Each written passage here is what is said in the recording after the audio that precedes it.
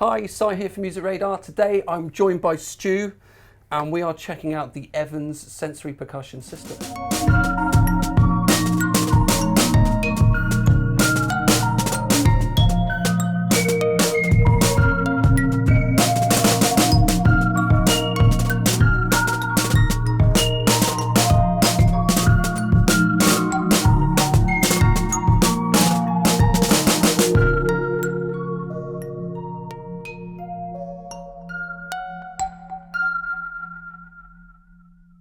So Stu, tell us all about the sensory percussion system from EVANS here. What is it? What does it do? Well, what doesn't it do? Sensory percussion has been around a little while now. This is the version 2, which has just been released. And EVANS have partnered with Sunhouse, who are the original creators of sensory percussion, to kind of revamp the whole setup really. And they've overhauled these sensors. Mm-hmm. And the portal module is a new kind of design for them, and then they've also created a new version of the sensory percussion software, which we'll get into later on. Yeah. So it's all brand new. This is all brand new. Yeah, the concept is kind of been developed, but yeah, this is kind of like all brand new, kind of overhauled stuff. It works quite differently to kind of other hybrid electronic type percussion stuff, because these that look like triggers are in fact actually sensors. And not triggers, sensors. They're not not triggers, they're sensors, and they work by attaching to the rim like a trigger would, but you've also got underneath here kind of metal sensor elements, so they work kind of magnetically between the element and the actual sensor. So you stick something to this mesh head here, or you can be a normal head, any head. Works on mesh heads, which is what we're using today, the EVANS DB1, but you can also put these on standard acoustic heads of any brand. You stick the element to the head, put the sensor onto the rim of the drum, and then from there it's capable of splitting each drum, and each sensor can create up to 10 zones per drum. Oh, wow, 10 zones, that's loads. And that's like, well, it depends on which drum. They're all slightly different shapes, and you design all of that in there, in the software. Yeah, and then so that the sensors connect to the portal interface there, which in turn connects to the computer, and then you can define the zones and which sounds are kind of assigned to each zone within the software. Yeah, and then the software itself is packed jam full of loads of sound packs, loads of effects, loads of ways of manipulating the audio with kind of sort of modulators and generators, sequencers, samplers, all sorts of stuff. It's quite deep. It's very deep, which we're going to get into in a bit. Yeah. So as you mentioned, Stu, in the box you get the sensors, the portal, and then the software we've downloaded, installed, and all that. But also, I'd like you to show me how these things actually attach to the drums and the skins and stuff. This is the sensor element, isn't it? Sensor elements, yeah. The whole kit comes with, I think there's 9 of these in there, so there's spares for you to be able to kind of put it on different drums if you've got multiple kind of drums that you want to use across the thing. But essentially this works as a kind of measurement tool. So while it's a V-shaped piece of metal, it's only really the little dot that sticks to the head. That's left behind. And this purely gives you kind of like the right distance from the rim, so that when you stick it to the head and clamp the sensor on, it's reading right above the dot. Perfect. Right, let's do that now then. Yeah. Cool.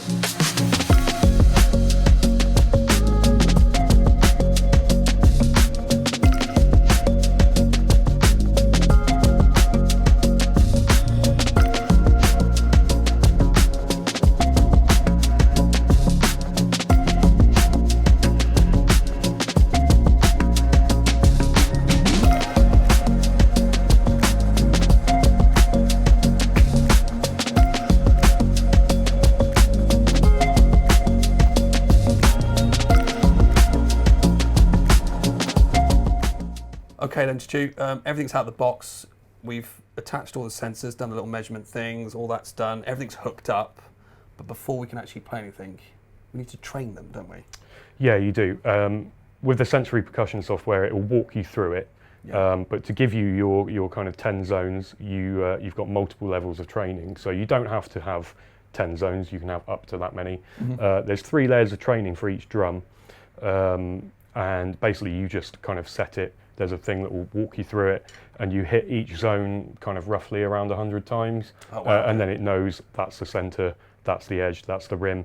And there's loads. You can hit the side of the shell, you can do cross sticks, and you can do what they call a stick hit, which is that, and will produce a different zone. So there's lots you can do. For now, I think we'll just train it each one to kind of level 1, just to keep it simple. Yeah, but you can go super, like lots of gestural differences, and yeah, wicked. All right, let's do that now.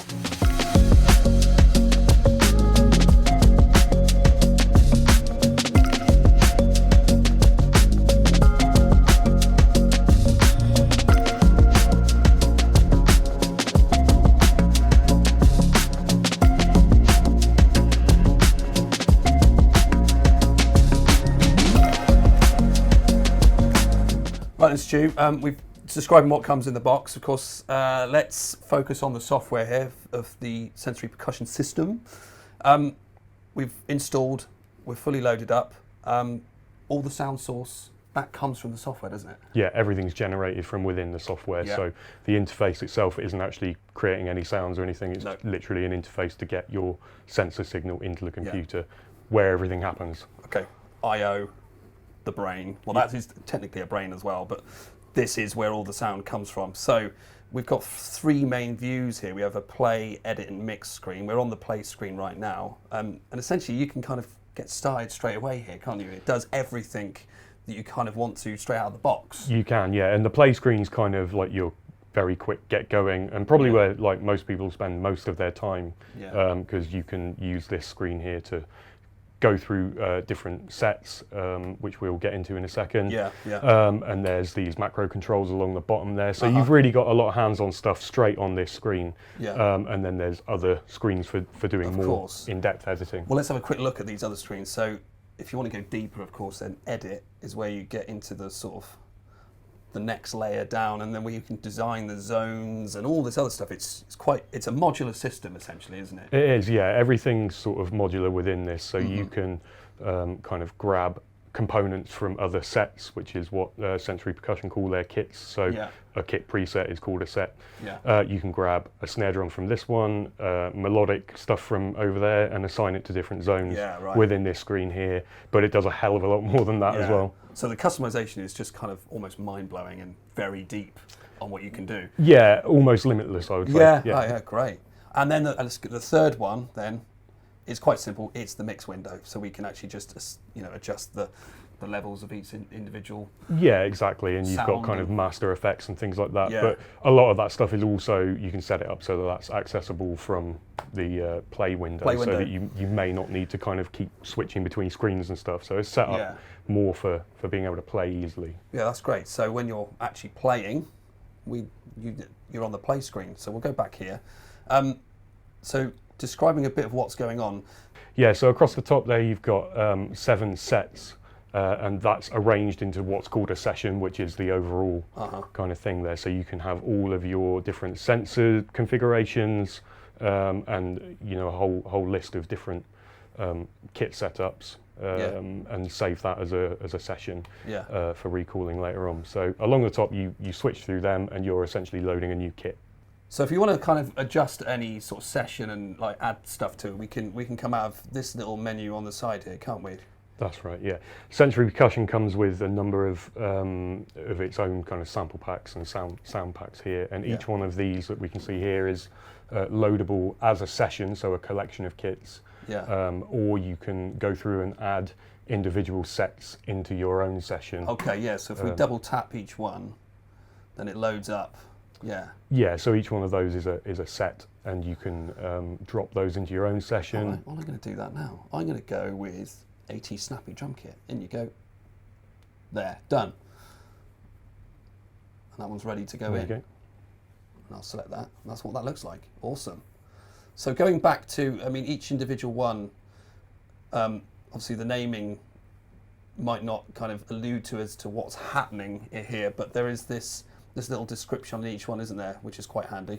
Yeah, it's really useful, and everything's sort of laid out nice and cleanly, and it's very kind of graphical. But if you drop down on the kind of more tab there, then it explains to you exactly kind of where things are routed, and because there are so many zones doing so many different things, it's quite handy to have a little bit of a description to know that you know, if you hit that rim, then it switches certain things in and out, or if you hit the center of that tom towards the edge, then you're going to get different sort of fluctuations in pitch. Sometimes things are connected via like velocity. So there's lots of ways of manipulating the sound and the way that you're playing. Oh, great. So Stu, elsewhere on this screen, we've got our virtual inputs section, which we can kind of actually start firing off some of these, like an audition, each sound from zones and things. Yeah, that shows you what sensors you've got connected into the portal at any one point. So obviously there are more inputs here than we have sensors. We're just using the 3 that come with the kit, but you can add them and define them and they appear down there. And within there you can sort of audition and check out what's on each zone. Without actually having to worry about, you know, the hitting the kit at that point. So, and on the right hand side we've got our layer mix, which is just the levels of each sound essentially, isn't it? Yeah, it gives you like a quick view of essentially I suppose what you'd have in the mixer screen, but without having to delve and change screens while you're playing or anything, so you can tweak things there. Yeah, but possibly I'd say, personally, for me, I think the real power is in what is the macros down on the bottom row here, and it was basically there are so many different controls you can assign to each zone and how you can affect all the sounds and all that sort of stuff, isn't there? Yeah, and what this does is, this is quite a good example really, because each of these sensors and the software can react to multiple things, like we said earlier, playing dynamics, kind of speed as well as velocity, and you can use that to kind of influence what's happening here. And on this kit, the floor tom has got some kind of melodic tonal sounds mapped across from the center to the edge. And you probably just saw it there, the delay macro at the bottom. Just here. Yeah, that's been linked to playing dynamics. So every time you hit that, depending on how hard or soft you hit the floor tom, it's going to change the level of the delay. So, like if you kind of hit it quietly, you can see it sort of staying fairly moderate there, but you can start.